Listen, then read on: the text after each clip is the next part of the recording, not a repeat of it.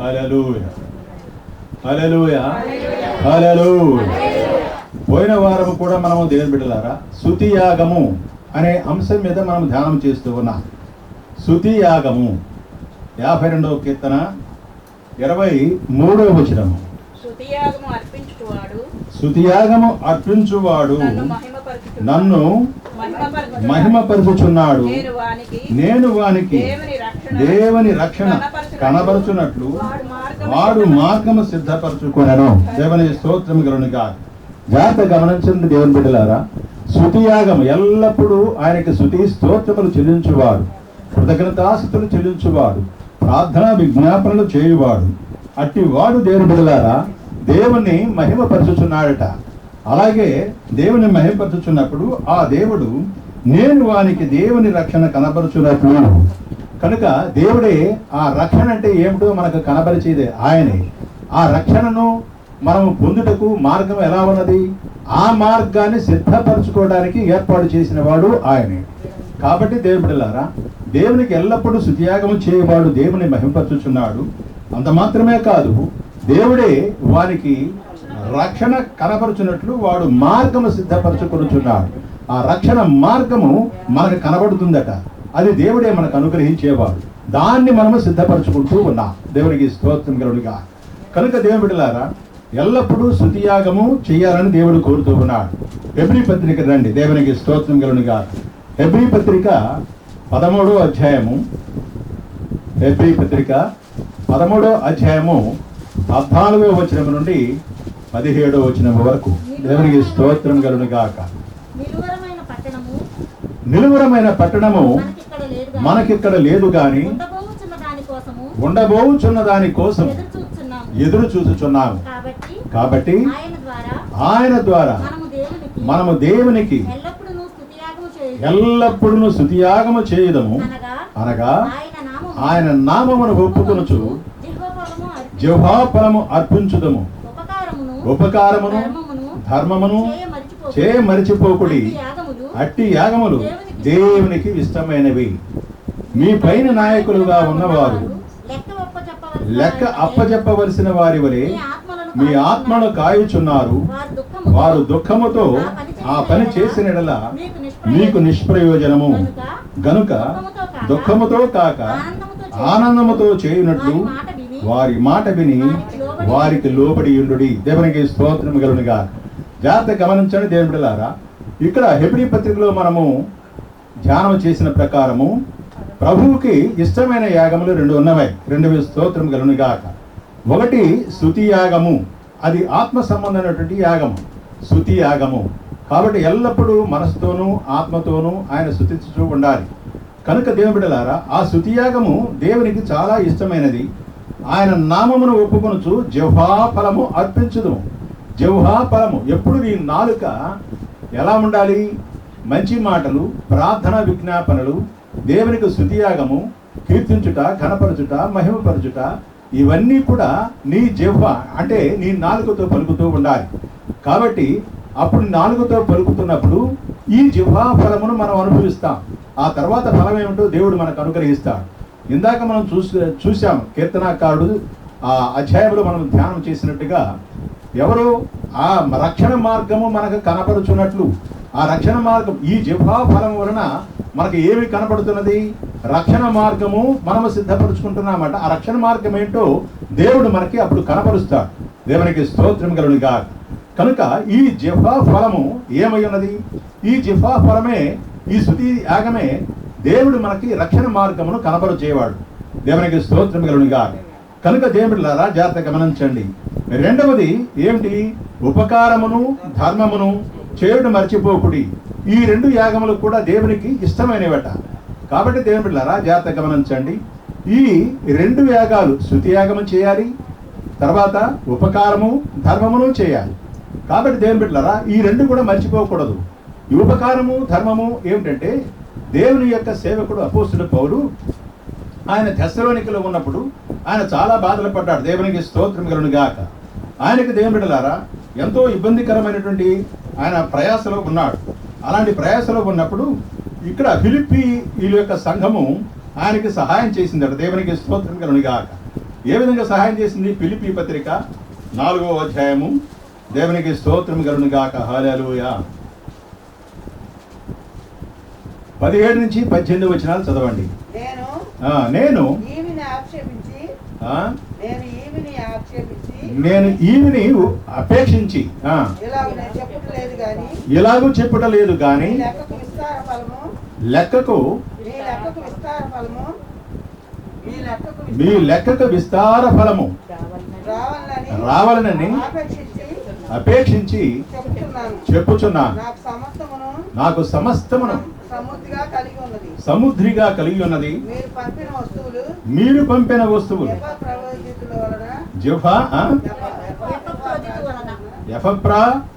ఎఫ్రాతు వలన పుచ్చుకొని ఏమీ తక్కువ లేక ఉన్నాను. అవి మనోహరమైన సువాసనయు దేవునికి ప్రీతికరమును ఇష్టమునైన యాగమునై ఉన్నవి. దేవునికి స్తోత్రం. జాగ్రత్త గమనించండి దేవుని బిడ్డలారా. పౌలు ఆయన శ్రమంలో ఉన్నప్పుడు దేవుని బిడ్డలారా జాగ్రత్త గమనించండి. ఆయన థెస్సలోనికలో కానీ లేకపోతే మరి యొక్క ప్రాంతంలో ఉన్నాడు. ఆయన ఆ ప్రాంతంలోకి వెళ్ళినప్పుడు ఏలైనగా థెస్సలోనికలు కూడా మీరు మాటి మాటికి నా అవసరము తీర్చుటకు సహాయం చేసి తిరిగి. కాబట్టి థెస్సలోనికలో ఉన్నప్పుడు ఆయన ఆర్థిక పరిస్థితి చాలా హీనంగా ఉన్నది. అయినప్పటికీ ఆయన అడగలేదు. అడగపోయినప్పుడు ఫిలిప్పీలు ఆయనకు అవసరం ఉంటుందని చెప్పి అనేక వస్తువులు కూడా పంపించాడంట. బట్టలు పంపించి ఉండవచ్చును, ఆయనకు అవసరానికి కావలసిన వస్తువులు అనేకమైన పంపించారట. పంపిస్తే అవన్నీ కూడా మీరు పంపడం వల్ల నాకు సమృద్ధిగా కలిగి ఉన్నది. కాబట్టి అవన్నీ కూడాను ఎలా ఉన్నాయంటే దేవునికి మనోహరమైన సువాసనగా ఉన్నవేట. అలాగే దేవునికి ప్రీతికరమైన ఇష్టమైన యాగమునై ఉన్నవి. ప్రీతికరమైన ఇష్టమైన యాగం అంటే దేవుని సేవకుడికి, అంటే దేవుని సువార్త ప్రకటించేవాడికి అవసరం ఏమున్నదో అక్కడ ఇంకా ఆయన ఎలా దూర ప్రాంతాలకు వెళ్లాల్సి ఉంటే ఆయనకి డబ్బు అవసరం ఉన్నదా, ఇంకా ఏమి వస్తువులు కావాలి ఆయనకి, ఈ అవసరం నిమిత్తం అన్ని కూడా చూసి వాళ్ళు ఆలోచించుకుని వీరే పంపించారట అక్కడికి. దేవునికి స్తోత్రం. ఉపకారం చేశారు వాడు. అందుకని అపోస్తలుడు పౌలు అంటున్నాడు, ఇవన్నీ కూడా ఆయన వీటి వల్ల నాకు తక్కువ లేకుండా సమృద్ధిగా నేను కలిగి ఉన్నాను. ఇవన్నీ కూడాను దేవునికి మనోహరమైన సువాసనయు దేవునికి ప్రీతికరమును ఇష్టమైన యాగమునై ఉన్నవి అన్నాడు.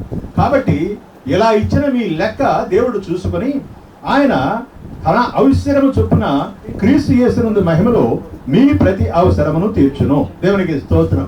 కాబట్టి దేవుని బిడ్డలారా, ఒక దేవుని సేవకునికి లేదా దేవుని మందిరానికి అలాగే దేవుని సేవ నిమిత్తమే ఏదైనా సరే ఆ ఉపకారములు అవన్నీ కూడా ధర్మాలు కనుక చేసినట్లయితే ఇవన్నీ కూడా దేవునికి ఎలా ఉన్నాయట? మనోహరముగాను సువాసనయు దేవునికి ప్రీతికరమైన ఇష్టమైన యాగముగా ఉన్నవి. 2 యాగాలు, స్తుతి యాగమును అలాగే దేవుడిలారా ఉపమానమును ధర్మము అనేవి కూడాను యాగమై ఉన్నవి. కాబట్టి ఈ 2 దేవునికి ప్రీతికరమై ఉన్నవి. కాబట్టి దేవుడిలారా ఇక్కడ సంఘంలో ఏది అవసరమైనది, మందిరానికి ఏది అవసరమైనది, కానుకలు ఇచ్చుచున్నారు. కానుకలు ఇచ్చేటప్పుడు దేవుడిలారా ప్రతి నెల కూడా ఇంత ఇస్తున్నాను మీరు నిర్ణయించుకున్నప్పుడు ఆ నెలవారీ తప్పకుండా మీరు దాన్ని తప్పిపోకుండా ఇవ్వటమే దేవునికి సువాసన మనోహరమైనటువంటి ఆయనకి ఇష్టమైన ప్రీతికరమైన యాగము.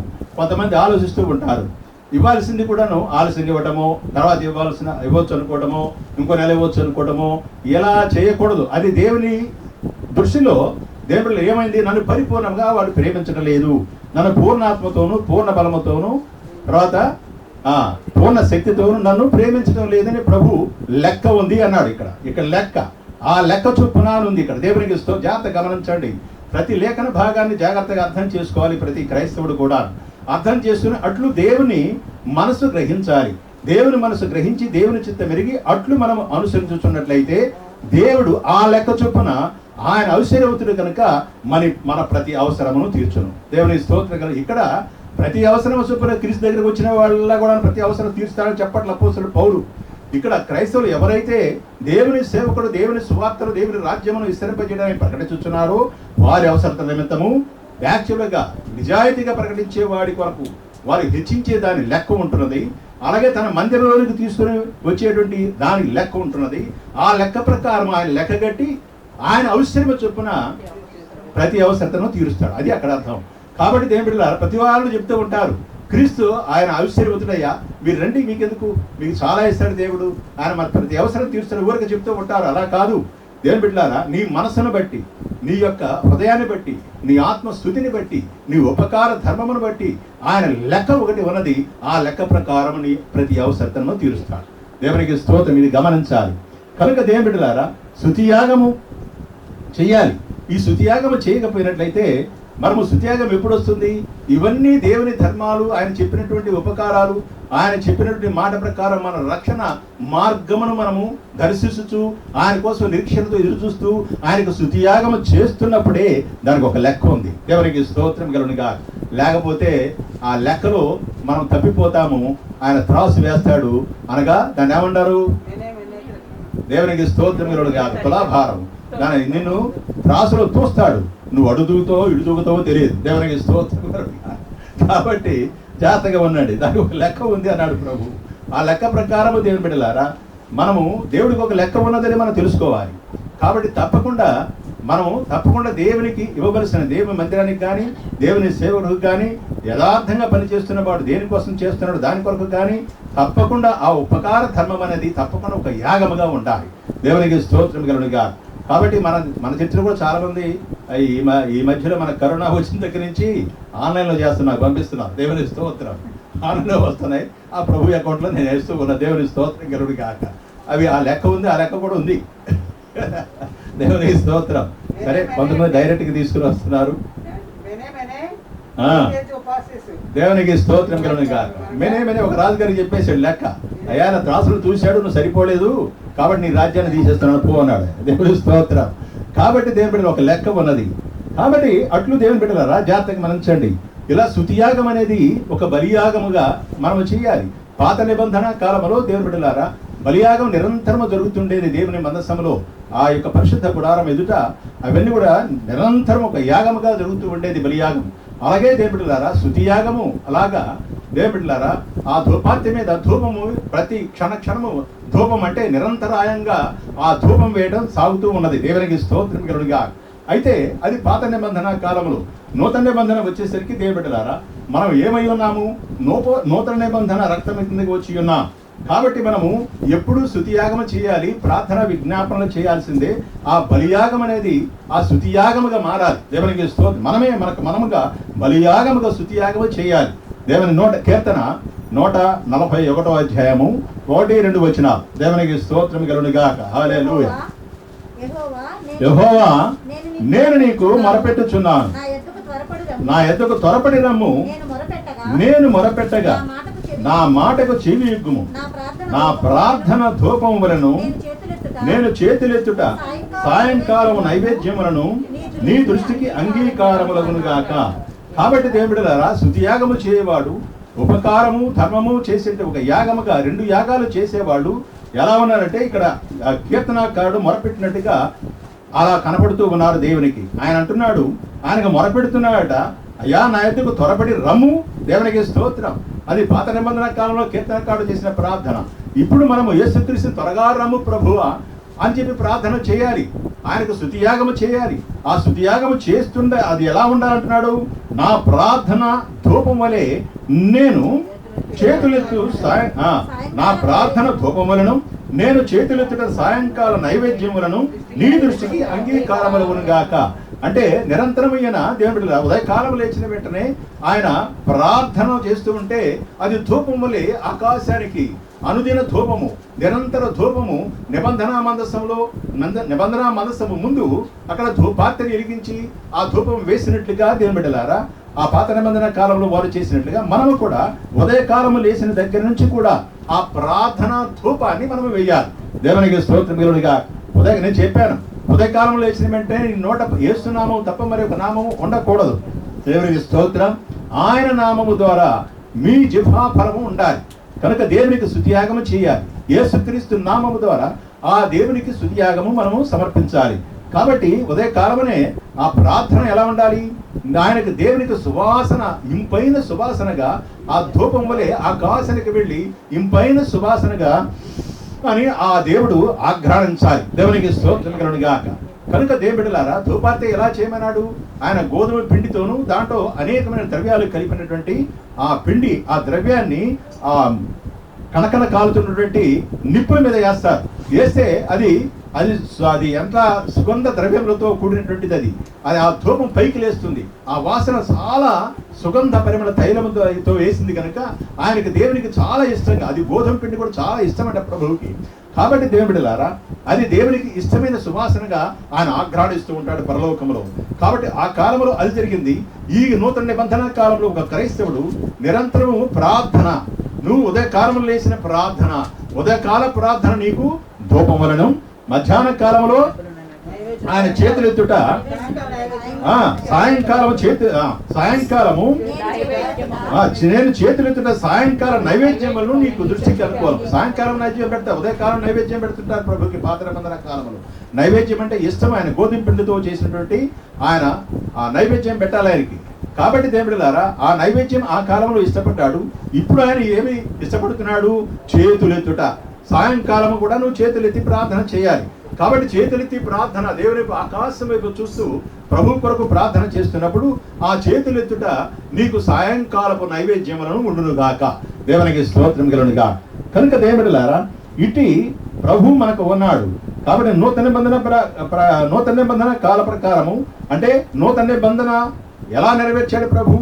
ఆనాడు నిరంతరము బలియాగం అర్పించేటువంటి ఆ యొక్క యూదులు కావచ్చును, ఆ యొక్క యెరూషలేములో ఉన్నటువంటి యూదులు, ఇశ్రాయేలు ప్రజలు కావచ్చును, మరొకరు కావచ్చును, అదంతా కూడాను దేవుని బిడ్డలారా ఆ నిరంతరము బలియాగము ఆగిపోయింది. యేసుక్రీస్తు వచ్చిన తర్వాత ఆయనే బలియాగమై శిలువ మీద దేవుని బిడ్డలారా ఆ గవిని చివర నుండి యెరూషలేము పట్టణం బయటికి వెళ్ళిన తర్వాత ఆయన బలియాగం చేశాడు. కాబట్టి అక్కడ బలియాగం అయిపోయిన తర్వాత దేవుని బిడ్డలారా ఆయన ప్రశస్త రక్తం కిందికి మనం వచ్చాం, నూతన నిబంధన రక్తం కిందికి. ఆయనే మన కోసం బలి అయ్యాడు కనుక ఆయనే బలి అయిపోయిన తర్వాత, ఆ బలియాగం చేసిన తర్వాత ఆ ప్రభు ద్వారానే మనకి ఆ రక్షణ మార్గము ఉన్నది కనుక ఆయన ద్వారానే ఆయన నామమును ఉచ్చరించు దేవునికి కృతజ్ఞతాస్తుతులు చెల్లించుటే, చేతులెత్తి ఆయనకు మొరపెట్టుటే ఆయనకు నైవేద్యమై ఉన్నది, ఆయనకి బలియాగమై ఉన్నది. దేవునికి స్తోత్రం కలుగునుగా. కాబట్టి మనము పాత నిబంధన కాలంలాగా బలులు అర్పించనక్కర్లేదు. అలాగే ఆయనకి కానుకలు ఏదో మొక్కుబడులు ఇవన్నీ చెల్లించనక్కర్లేదు. కానీ ప్రభు అంటే నాకు స్తుతియాగము చేయండి, ఉపమానమును ధర్మము మీరు మానవద్దు అన్నాడు ప్రభు. దేవునికి స్తోత్రం కలుగునుగా. ఉపకారమును ధర్మమును మానకుండా మీరు చేయాలి. ఎక్కడ ఉపకారము? ఎవరికి ఉపకారము? నిజమైనటువంటి దేవుని సేవకునికి. దేవునికి స్తోత్రం కలుగునుగా. దేవుని యొక్క పని మీద ఆయన నడుస్తున్నప్పుడు, దేవుని పని చేస్తున్నాడని దేవుని కొరకే దాన్ని ఇవ్వటం. దేవునికి స్తోత్రం కలుగునుగా. కాబట్టి అలాగే దేవుని మందిరములకు కావలసిన వాటి కొరకు, అనగా నా మందిరములకు తీసుకుని రండి అని ఇందాక దేవుని బిడ్డలారా వృత్తాంతాల గ్రంథంలో అమ్మాయి చెప్పింది ఏమని? అక్కడ చాలా వంశావళులు ఉన్నాయి. అంత మాత్రమే కాదు, దేవుడు బిడ్డలారా ఇశ్రాయేలు ప్రజల నుంచి లెవీల గోత్రము నుండి తన మందిరం యొక్క పని చేయడానికి అనేక గోత్రాలు, లెవీ గోత్రముల నుండి అనేక వేల మందిని దేవుని మందిరాన్ని కొరకు పని చేయడానికి ఏర్పాటు చేశారు. చూడండి, ఉత్తర దిక్కునున్న ద్వారం దగ్గర కొంతమంది కాపలాదారులను ఉంచాడు ప్రభు. అలాగే తూర్పు దిక్కున, పడమర దిక్కున, దేవుని బిడ్డలారా దక్షిణపు దిక్కున, ఈ విధంగా 24 గంటలు వాళ్ళు, ఇప్పుడు సెక్యూరిటీ గార్డ్స్ అంటారు చూసారా, ఆ సెక్యూరిటీ గార్డ్స్ లాగా వారు నియమించాడు. ఆ పనులు వాళ్ళు చేయవలసినదే. వారందరూ కూడా జీతం ఎవరివ్వాలి? దేవుడు ఇవ్వాలి. అలాగే ప్రధాన యాచకులు ఉన్నారు, వాళ్ళందరికీ ఎవరి జీతం ఇవ్వాలి? వాళ్ళు ఎలా బ్రతకాలి? దేవుడే ఇవ్వాలి. దేవునికి స్తోత్రం కలుగునుగాక. కాబట్టి దేవుడు అంత మాత్రమే కాదు, దేవుని ఉపకరణములు మోసేవాళ్ళు ఉన్నారు, దేవుని పాత్రలు కడిగేవాళ్ళు ఉన్నారు. వాళ్ళందరికీ ప్రత్యేకమైన పనులు ఏర్పాటు చేశాడు. ఆ వంశావళి వాళ్ళందరికీ కూడాను, ఇదిగో వీరికి పుట్టిన వారు ఈ పని చేయాలి, వీరికి లెవీ గోత్రంలో వీరికి పుట్టిన వాళ్ళు ఈ పని చేయాలి. ఈ విధంగా ఆ గోత్రంలో ఉన్న వారికి అందరికీ కూడా కొన్ని వేల మందికి పని అప్పచెప్పాడు దేవుని మందిరంలో పని. కాబట్టి దేవుడిలారా ఆ మందిరంలో కొంతమంది ఏమో ఆ బలులు ఇచ్చేవాళ్ళు, కొంతమంది అర్పణ సమర్పించేవాళ్ళు, కొంతమంది ఏమో ధూపం వేసేవాళ్ళు. అలాగే ప్రధాన యాజకుడు లోపలికి వెళ్ళి ధూపం వేసేవాడు, ఆ పాపముల కోసం ఆయన ప్రాయశ్చిత్తం చెల్లించేవాడు. దేవుడిలారా అలాగే దహన బలులు చేసేవాళ్ళు. ఇవి అనేక మందిని అక్కడ ఏర్పాటు చేశాడు దేవుడు. కాస్త మంది కాదు, కొన్ని వేల మందిని ఏర్పాటు. వాళ్ళందరికీ కూడాను దేవుడే వారిని పోషించాలి. అందుకని నా మందిరములోనికి దశభాగం తీసుకుని రండి అన్నాడు ప్రభు. దశభాగం అన్నది దేనికి? అదంతా మీకు నేను ఇచ్చాను, నా దాంట్లో నుంచి మీరు దశభాగం తీసుకున్నారంటే అంతే. దేవునికి స్తోత్రం కలుగునుగా. నా దశభాగం ఆజ్ఞాపించాను కనుక నీకు 100% ఇచ్చాను. దాంట్లో ఇచ్చిన ఆ 100%లో 10% నాకు ఇవ్వండి. మీరు దొంగతనం చేయొద్దు అన్నాడు ప్రభు. దేవునికి స్తోత్రం కలుగునుగా. కాబట్టి దేవుడిలారా దేవుడు ఆశీర్వదించి మనకు అనేక విషయాలు, ఇందాక అయ్యా నాదంటూ ఏమన్నది, ఇదిగో సమస్తమును నీదే అని అంటే పాటలో. దేవుడి స్తోత్రం. నాతోటి నువ్వు ఇచ్చిందే కదా, నువ్వు లేకుండా నేనేం లేను, ఇదంతా నీదే, నాదంతా నీకు సమర్పిస్తాను అన్నాడు ఆ భక్తుడు. కాబట్టి దేవుడిలారా ఆ మనసు మనకు ఉండాలి, పరిశుద్ధత ఉండాలి, కాబట్టి పరిపూర్ణత ఉండాలి. దేవుడు అనే వాక్యమును గ్రహించిన వారమై దేవుడిలారా అట్లు మనం ఆయనకు స్తుతియాగము చేయాలి. కాబట్టి ఆ ఉపకారమును ధర్మమును చెయ్యాలి. దేవునికి స్తోత్రం కలుగునుగా. కాబట్టి దేవుడిలారా జాగ్రత్త గమనించండి. అందుకనే మనము స్తుతియాగము చేయడము, ఆయన నామమును ఒప్పుకొనుచు జిహ్వాఫలము అర్పించుదము అని హెబ్రీ పత్రిక 13వ అధ్యాయము 15వ వచనంలో చెప్పారు. కాబట్టి దేవుని బిడ్డలారా జాగ్రత్త గమనించండి. ఇప్పుడు క్రీస్తు ఏమై ఉన్నాడు? మన కోసం బలియాగం అయ్యాడు, కానీ ఆయన మళ్ళీ పునరుద్ధానం చెందిన వాడై మనకు రక్షణ విమోచన కలుగజేసి దేవుని బిడ్డలారా ఆయన బలి అర్పణ సమర్పించి ఆయన పరిశుద్ధుడైన దేవుడు మళ్ళీ పరలోకములో మన కోసం విజ్ఞాపన చేస్తున్నాడు ఆయన. కాబట్టి 1 పేతురు 2వ అధ్యాయము 5వ వచనము. దేవునికి స్తోత్రం కలుగును గాక. 2వ వచనము 1 పేతురు 2వ అధ్యాయము 5వ వచనము. యేసు క్రీస్తు ద్వారా దేవునికి అనుకూలములకు ఆత్మ సంబంధమైన బలులు అర్పించుటకు పరిశుద్ధ యాచకులుగా ఉండునట్లు మీరును సజీవమైన రాళ్ల వలె ఉండి ఆత్మ సంబంధమైన మందిరముగా కట్టబడుచున్నారు. దేవునికి స్తోత్రం కలుగును గాక. మనమందరం ఒక సంఘం అనేది ఎలా ఉండాలి? దేవుని బిడ్డలారా యేసుక్రీస్తు ద్వారా దేవునికి అనుకూలములకు ఆత్మ సంబంధమైన బలులు అర్పించుట. ఆత్మ సంబంధమైన బలులు ఏమిటి? ఆత్మ సంబంధమైన బలులు స్తుతియాగమే, మరొకటి లేదు. నువ్వు బలులేం అర్పించనక్కర్లేదు. ఇప్పుడు బలిగా ఆయన సంపూర్ణ బలిగా యేసుక్రీస్తే మన కోసం తనకు తానుగా అర్పించుకున్నాడు, విమోచన క్రయధనాన్ని చెల్లించేశాడు. కాబట్టి దేవుని బిడ్డలారా మనం ఒక బలుడు అర్పించనక్కర్లేదు కనుక ఆత్మ సంబంధమైన బలుడే ఆయనకి ఇష్టమైన బలుడు. కాబట్టి అవి మనము అర్పిస్తూ ఉండాలి. కనుక క్రీస్తు ద్వారా దేవునికి మనము ఏమర్పించాలి? ఆత్మ సంబంధమైన బలుడే అర్పించుటకు పరిశుద్ధ యాచకులుగా ఉండినట్లు. మనమే యాచకులమై ఉన్నామని అక్కడ వ్రాయబడి ఉన్నది. యాచకుడు అంటే దేవుడిగా పరిశుద్ధులైన వాడే. ఆ పరిశుద్ధులైన వాడే దేవుని మందిరంలోనికి రావాలి, అడుగు పెట్టాలి. పరిశుద్ధత లేకుండా వాడు దేవునికి ఏది అర్పించడానికి తగిన వాడు కాదు. అందుకనే దేవుడిలారా జాగ్రత్త గమనించండి. షిలోహులో అక్కడ దేవుని గుడారం ఏర్పాటు చేశారు. అక్కడ ఏలి అనేటువంటి యాచకుడు ఉన్నాడు, ఆయన కుమారులు ఉన్నారు. దేవుడిలారా ఆ దినాల్లో దేవుడిలా పరిశుద్ధులైన దేవుడు అక్కడ నివాసం ఉన్నాడు, వచ్చినప్పుడు ఆ గుడారంలో ఉన్నాడు. అయితే ఇక్కడ వాళ్ళందరూ కూడా దేవుడిలారా ఎలా ప్రవర్తిస్తున్నారు? ఏలియా కుమారులు ఇద్దరు కూడా పాపం చేస్తూ ఉన్నారు. అక్కడికి వచ్చిన వాళ్ళ స్త్రీలతో కూడా విచారం చేస్తూ ఉన్నారు. అక్కడ తీసుకొచ్చిన బలుల కోసం తీసుకొచ్చినటువంటి పశువుల్ని అవన్నీ కూడా గొర్రెలు కానీ మేకలు కానీ పొట్టెలను కానీ వధించినప్పుడు క్రూవు పెట్టిన వాటన్నిటి కూడా బాగా వధించిన బలమ కలిగినటువంటి తొడలన్నీ కూడాను ముందుగానే వారి ఇంటికి పంపించుకునేవాడు. దేవునికి స్తోత్రం కలుగునుగా. అవన్నీ కూడా దేవునికి ఇష్టము కానిటువంటి అపవిత్రమైన పనులను చేస్తూ వాళ్ళు ఆ విధంగా యాచకత్వం చేస్తూ ఉన్నారు. అటు యాచకత్వం చేస్తున్నప్పుడు దేవునికి కోపం వచ్చింది. అందుకని దేవుడిలారా ఆయన ప్రధాన ఆ ఏలియా దగ్గర ఉన్నటువంటి చిన్న కుమారుడు ఉన్నాడు, ఎవరు? సమూయేలుకు దర్శనంలో చెప్పాడు, నేను కింగురం అనే పని ఒకటి చేయబోతున్నానని. దేవునికి స్తోత్రం కలుగును గాక. కానీ కనుక దేవుని బిడ్డలారా ఎప్పుడైతే ప్రభు కోపం వచ్చిందో ఆ ప్రభువు ఆ యొక్క పరిశుద్ధ గుడారంలో నుండి ఆయన మహిమ వెళ్ళిపోయినది. ఫిలిప్పీలు వచ్చారు, దండతి వచ్చారు, వీరందరూ కూడా దేవుని బిడ్డలారా నిబంధన మందసాన్ని తీసుకెళ్తే మనం గెలుస్తామనుకున్నారు ఏలీ కుమారుడు. యుద్ధ భూమిలోకి తీసుకుని వెళితే యుద్ధ భూమిలో ఆ ఇద్దరు కుమారులు చంపివేసి ఫిలిప్పీలు దేవుని బిడ్డలారా ఆ నిబంధన మందసాన్ని తీసుకుని వెళ్ళిపోయారు వారి దేశానికి. దేవునికి స్తోత్రం కలుగునుగా. అంటే అప్పుడు ఏలీ యొక్క కోడలు చనిపోతూ కుమారుడి కంటూ ఏమన్నది? దేవుని యొక్క మహిమ వెళ్ళిపోయింది అన్నది. దేవునికి స్తోత్రం. దేవుని మందసము పట్టబడిపోయినందున ప్రభావము ఇశ్రాయేలుల నుండి చెరపట్టబడిపోయాను అని చెప్పి దేవునికి ఇశ్రాయేలుల నుండి ప్రభావము వెళ్ళిపోయినది. కనుక దేవుని బిడ్డలారా వారు పాపము చేసినందువల్ల దేవుని మందసము అంటే దేవుని యొక్క ప్రభావము ఆ గుడిలో ఉండవలసింది, అనగా గుడారంలో పరిశుద్ధ గుడారంలో ఉండవలసిన ప్రభావము ఎక్కడ వెళ్ళిపోయిందట. దేవునికి స్తోత్రం కలుగునుగా.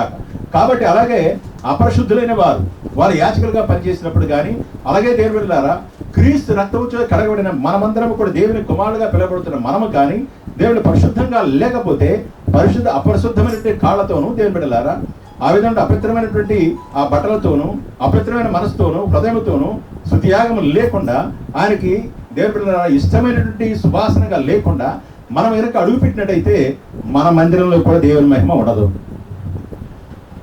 నేను చెప్తాను, దర్శనం నాకు చూపించాడు ప్రభు ఒకటి.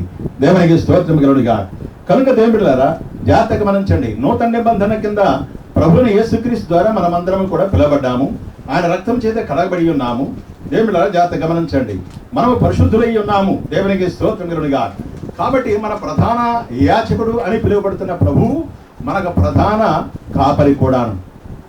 యోహాను సువార్త 10వ అధ్యాయం 11వ వచనంలో దేవుని బిడ్డలారా మన కోసం ప్రాణం పెట్టాడు ప్రభు. దేవునికి స్తోత్రం. కాబట్టి మన గొర్రెల కొరకు ప్రాణం పెడతానన్న ప్రభు ఆయన ఏం చేశాడు? మంచి కాపరిని అని చెప్పాడు. నా గొర్రెలు నేను ప్రేమిస్తున్నానని చెప్పాడు. నా గొర్రెల కొరకు నేను ప్రాణం పెడతానని చెప్పాడు. ప్రభు ప్రాణం పెట్టాడు. నేను గొర్రెలకు మంచి కాపరిని, తండ్రి నన్ను ఎలాగో ఎరుగునో నేను తండ్రిని ఎలాగో ఎరుగుదునో అలాగే నా గొర్రెలను ఎరుగుదును. నా గొర్రెలు నన్ను ఎరుగును. మరియు గొర్రెల కొరకు నా ప్రాణము పెట్టుచున్నాను. చాలు. దేవునికి స్తోత్రం కలుగునుగా. కాబట్టి దేవుడలారా ప్రభు చెప్తున్నాడు, నేను మంచి కాపరిని, నా గొర్రెలు నా మాట వింటాయి. నా గొర్రెలు ఎవరో నాకు తెలుసు. నా గొర్రెలు నేను ఎరిగి ఉన్నాను. బుద్ధి లేని కనికలు ఏమన్నాడు ప్రభు? మీరెవరో నేను ఎరుగున్నాను. ఆ మాట పిలిపించుకోవాలి మనము. దేవునికి స్తోత్రం కలుగునుగా. కాబట్టి దేవుని బిడ్డలారా జాగ్రత్తగా ఆయన ఎరుగును అన్నాడు. కాబట్టి ఎరిగిన గొర్రెలు అంటే ఏమిటి అర్థము? పరిశుద్ధులు అని అర్థం. పరిశుద్ధమైన గొర్రెలు. గొర్రెలు ఏంటి? గొర్రెలు అంటే ఎవరు? పరిశుద్ధమైనటువంటివి. ఆయన కుడివైపున గొర్రెలు, ఎడవైపున మేకలు అన్నాడు. వీళ్ళు ఆశీర్వదించబడిన వారు అన్నారు. కాబట్టి గొర్రెలు దేవుని చేత ఆశీర్వదించబడిన వారు. ఆ గొర్రెలు ఆ ప్రభు స్వరం వింటాయంట. అంటే ప్రభు మాట వింటాయి, ప్రభువుకు లోబడతాయి, ప్రభు చెప్పినట్లు విని ఆయన వెంబడిస్తూ ఉంటాయి. మరి ఈ లోకం చెప్పింది వినదు. దేవునికి స్తోత్రం కలుగునుగా. అట్టి గొర్రెలనే ప్రభు అంటున్నాడు, నా గొర్రెలను నేను ఎరుగుదును, అవి నా స్వరమినను, నన్ను వెంబడించును. అట్టి గొర్రెల కొరకు నా ప్రాణం పెట్టా. దేవునికి స్తోత్రం కలుగునుగా. కాబట్టి దేవుడిలారా ఆ ప్రాణం పెట్టాడు ప్రభు. అందుకని ఆయన ప్రధాన కాపరి అని కూడా వ్రాయబడి ఉన్నది.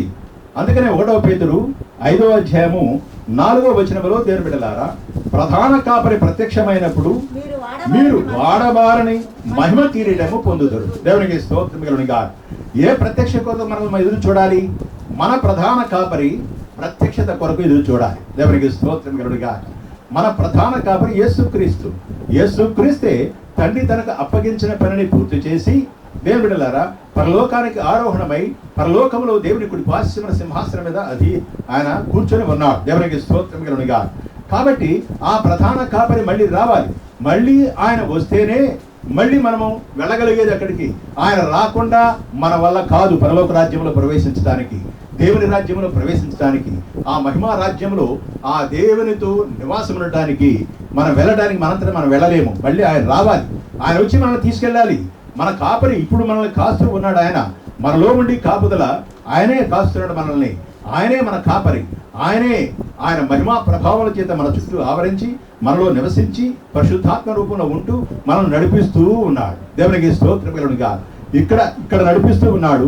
మళ్ళీ ఆయన మహామహిమతో రావాలి పరలోకము నుండి. ప్రభు మనల్ని విడిచిపెట్టలే, ఆయన గొర్రెలను విడిచిపెట్టేవాడు కాదు. కాబట్టి దేవుడిలారా విడిచిపెట్టినటువంటి కాపరి, ఒక మంచి కాపరి. దేవునికి స్తోత్రం. ఆ గొర్రెలు ఎలా ఉన్నారో హెచ్చరికలు చేసి గద్దించి శిక్షించి మళ్ళీ దారిలో పెట్టేటువంటి కాపరి, మంచి కాపరి. దేవునికి స్తోత్రం కలుగునుగా. కాబట్టి దేవుడిలారా అట్టి కాపరి కావాలి. అట్టి కాపరే మన ప్రధాన కాపరి. ఇప్పుడు